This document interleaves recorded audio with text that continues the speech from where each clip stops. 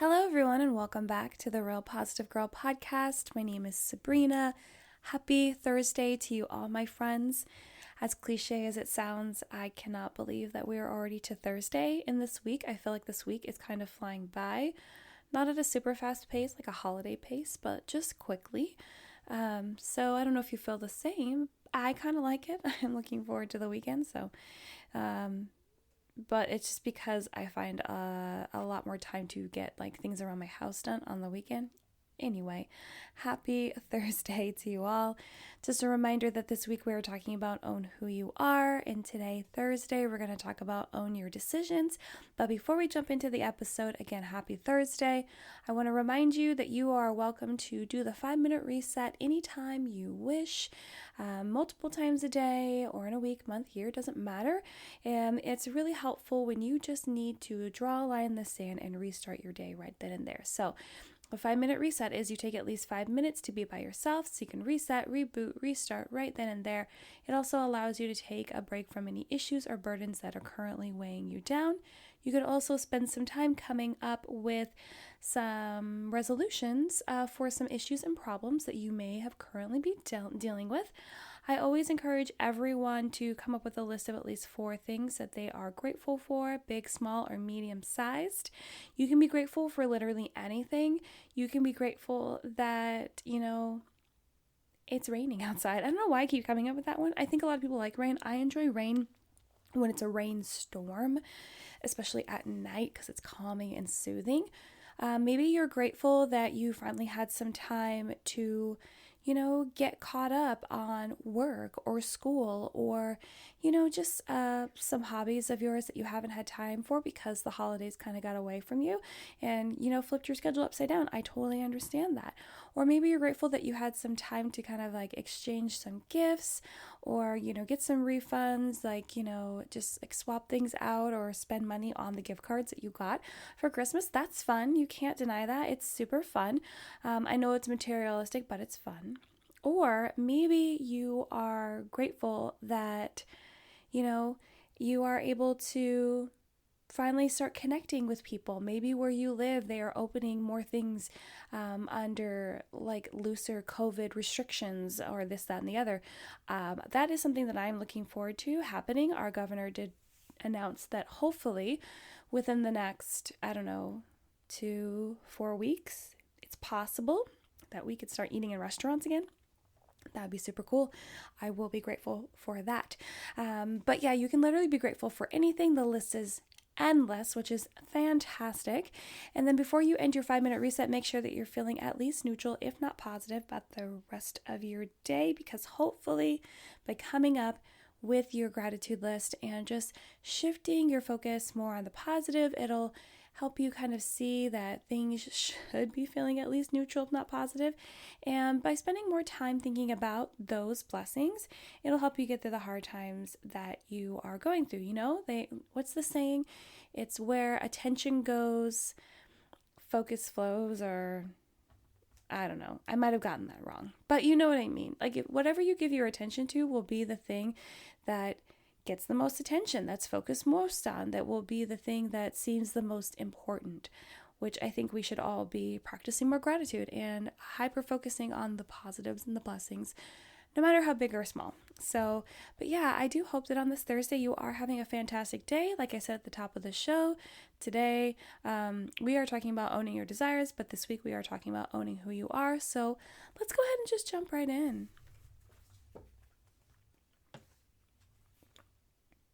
Owning your decisions comes down to one very specific truth.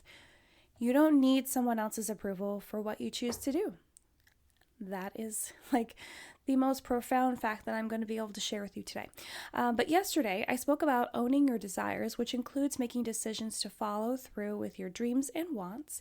But to follow through with your decisions, you have to own those decisions. You have to actually own, acknowledge, and realize that those things are the things that you want to do.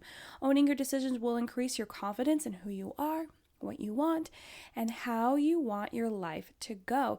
And it's just so important, because I'm sure it's maybe not something that you've actually thought about, like, wow, we have to actually own our decisions.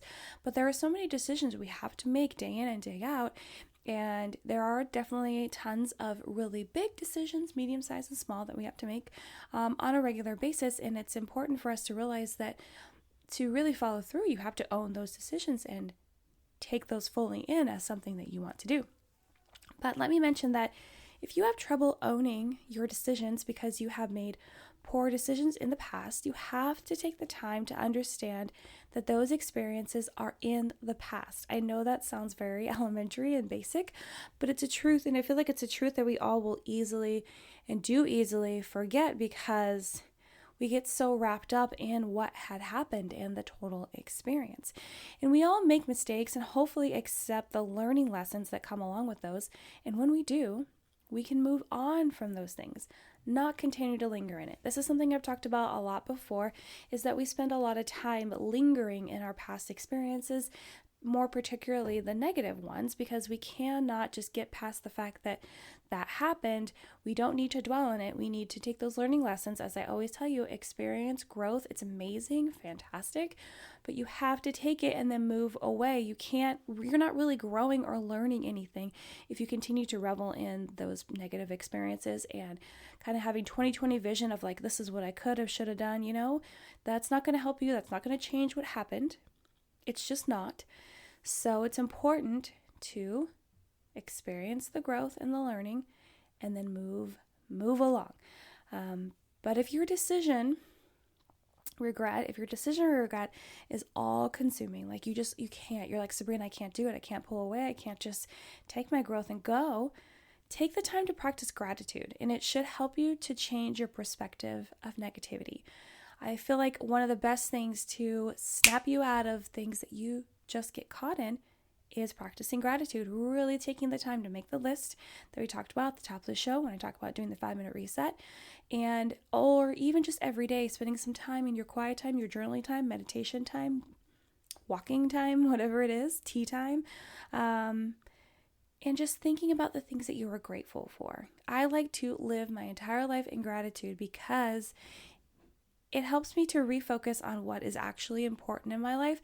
The things that I need to realize that a lot of the things that I complain about are first world problems. And yes, I'm not here to diminish anyone's problems, right? We all have problems. And just because my problem is much smaller than my neighbor's problem shouldn't diminish it or make it feel like it doesn't mean anything.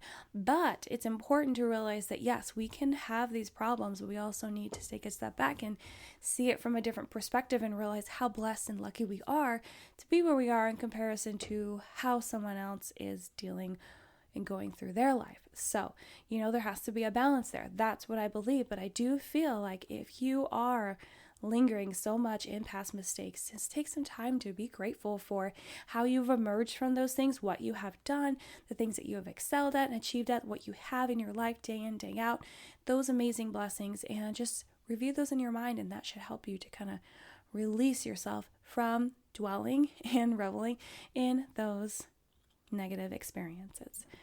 We often struggle with owning our decisions due to caring too much about what others think, not trusting ourselves enough, or feelings of shame and guilt. It could be a myriad of those things. It could be just one of those things. It just depends.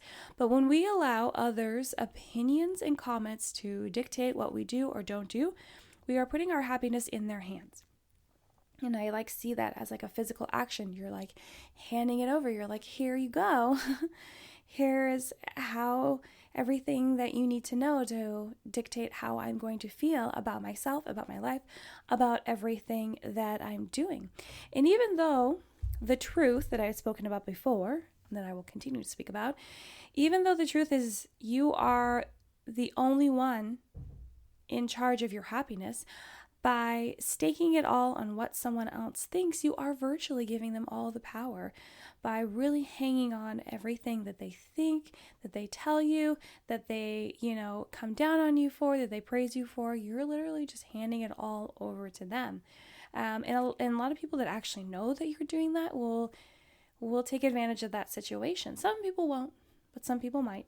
And so that's something to consider and realize that you need to continually realize that that is your responsibility. That is your right. That is a joy that you should embrace. But I feel like that's one of the biggest reasons why we don't own our decisions. And a lot of times we actually know, this is another problem that people have, a lot of times we actually know what decisions we would like to make, because I feel like part of the issue with owning your decisions is not quite knowing which one to choose, but we get so hung up on relying on others' opinions that we lose faith in our own. We get so dialed into like what other people want and expect from us rather than taking a step back and really figuring out what we want and need for ourselves. And by doing so, by losing faith in your own opinions and thoughts, you are basically telling yourself what you think doesn't matter. By trying to push it off on someone else, you're like, oh, well, what I think or what I decide on my own doesn't matter. It's not important. But I think that's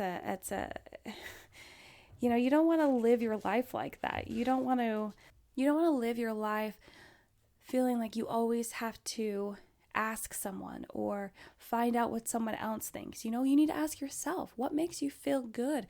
What makes you feel joyful, happiness, full?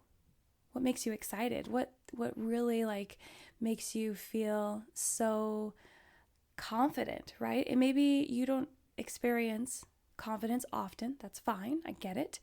But you need to try to experiment with that and figure out how you can do that. And if you do that sometimes, you need to figure out how you can do it more. You need to make sure that you are not neglecting your own thoughts and feelings and opinions, because those are the ones that actually matter, because it's your life, And, you might not think, maybe you're like, Sabrina, whatever. You might not think this is too big a problem because it has always worked out for you. But what can happen is you start to live within this victim mentality and blame others for the poor decisions you have made. And so if you start denying what's going on in your own mind and your own spirit and your own thoughts and opinions, and you're like, no, I have to do what they say or what they think is best because you have characterized them as someone that knows better than you, smarter than you, higher than you, in some sort of invisible hierarchy that you see. But then when you make your decision based on their guidance or opinions or what you think you thought they were trying to portray to you, then you get upset because you're like, oh, woe is me. This didn't turn out well.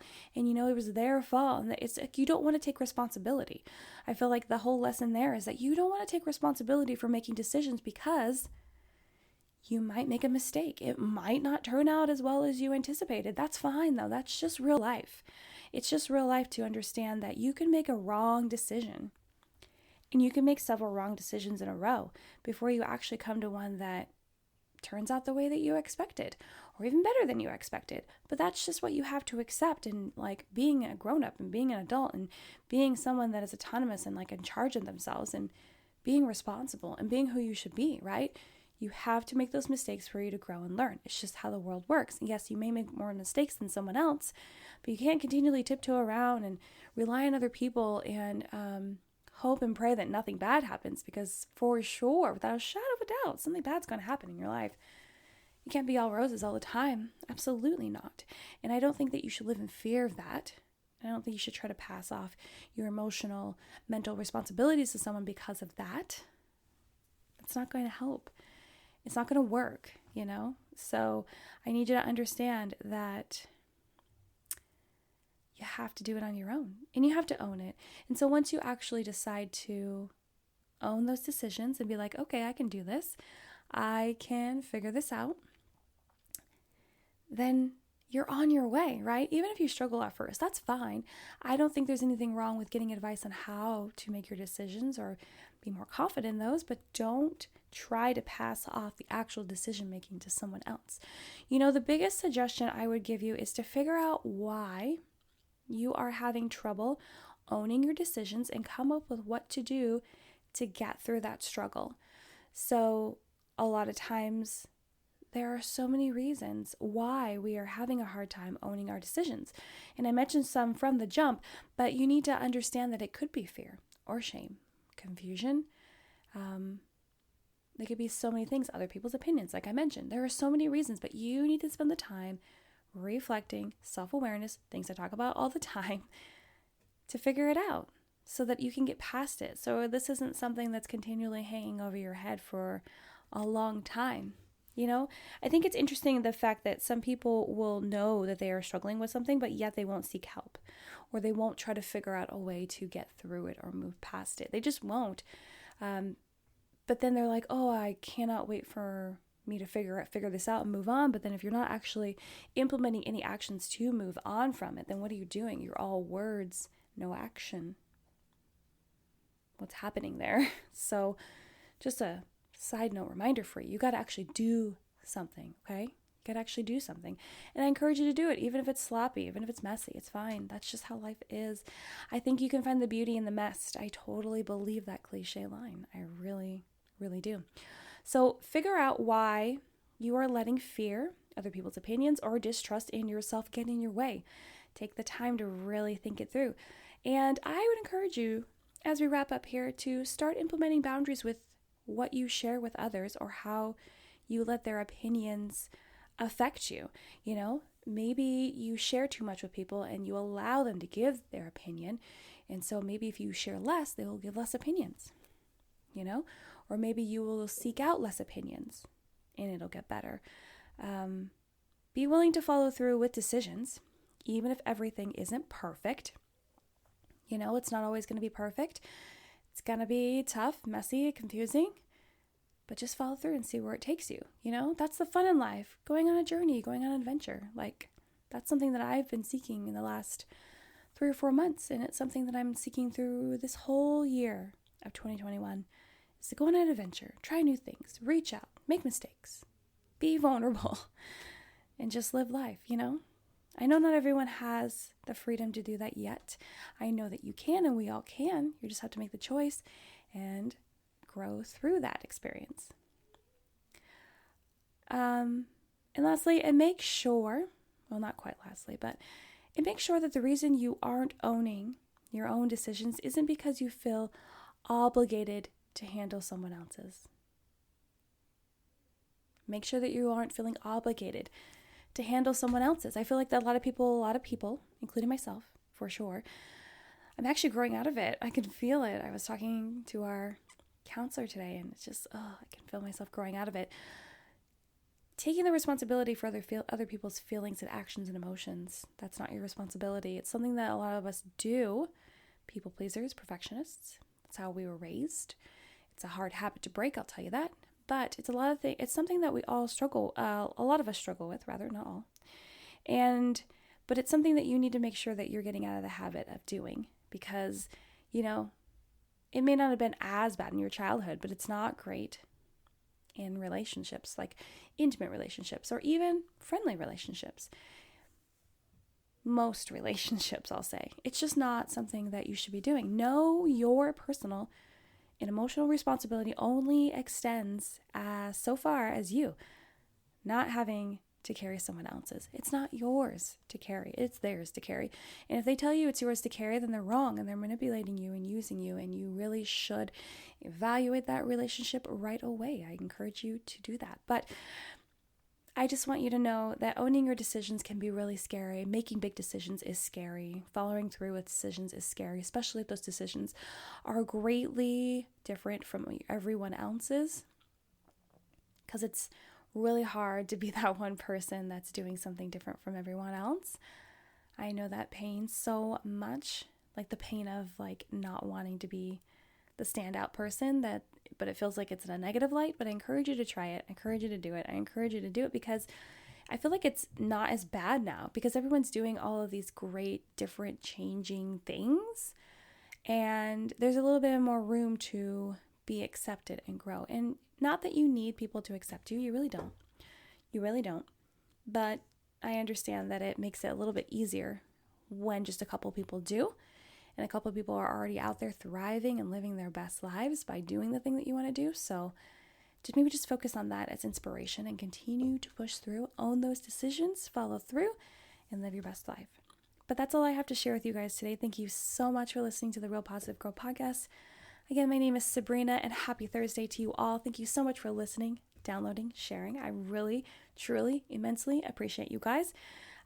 Check the description box for notes for the show, where to find me on Instagram, which is both personal and the show page, or send me an email with any questions, comments, concerns, prayer requests, feedback, topic suggestions, or just to say hey, hi, and hello to me.